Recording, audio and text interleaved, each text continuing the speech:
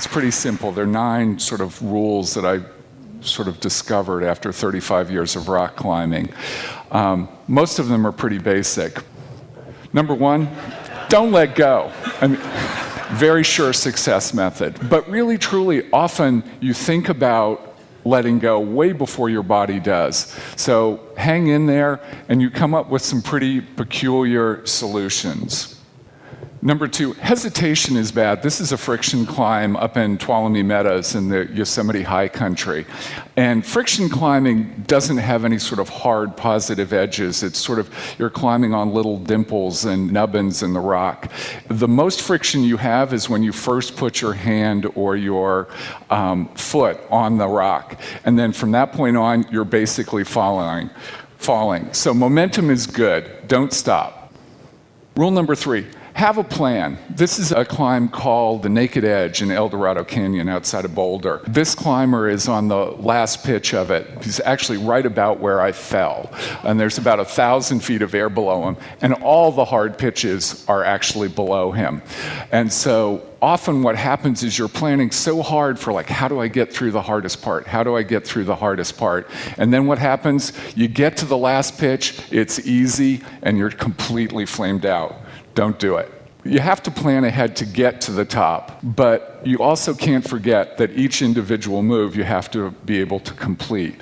This is a climb called the Dike Route on Pewak Dome up in the Yosemite High Country. The interesting thing about this climb is it's not that hard, but if you're the leader on it, at the hardest move, you're looking at about 100-foot fall onto some low-angle slabs. So you've got to focus.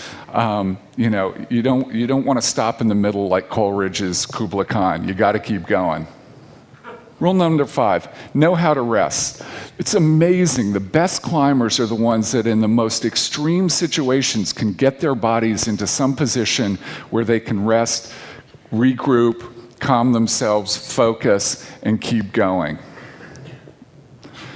This is a climb in the Needles again in California. Fear really sucks because what it means is you're not focusing on what you're doing, you're focusing on the consequences of failing at what you're doing. Because any given move should require all your concentration and thought processes to execute it effectively. One of the things in climbing is most people sort of take it straight on and they follow the most obvious solution. This is the Devil's Tower in Wyoming, which is a columnar basalt formation that most of you probably know from Close Encounters. With this, typically crack climbers would put their hands and their toes in and just start climbing. The cracks are too small to get your toes into, so the only way to climb is using your fingertips in the cracks and using opposing pressure and forcing yourself up. Rule number 8, strength doesn't always equal success. In the 35 years I've been a climbing guide and taught on indoor walls and stuff like that, the most important thing I learned was guys will always try and do pull-ups. Beginning guys, it's like they thrash, they get 15 feet up and they can do about 15 pull-ups, right? And then they just flame out. Women are much more in balance because they don't have that idea that they're going to be able to do 100 pull-ups. They think about how to get the weight over their feet because it's sort of natural, they carry you all day long. So balance is really critical in keeping your weight on your feet, which is your strongest muscle.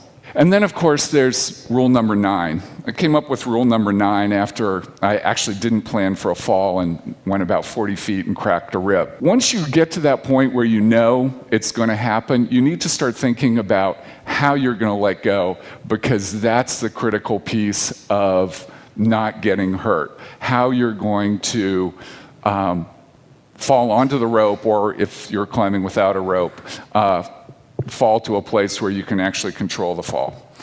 So don't hang on until the bitter end. Thank you very much.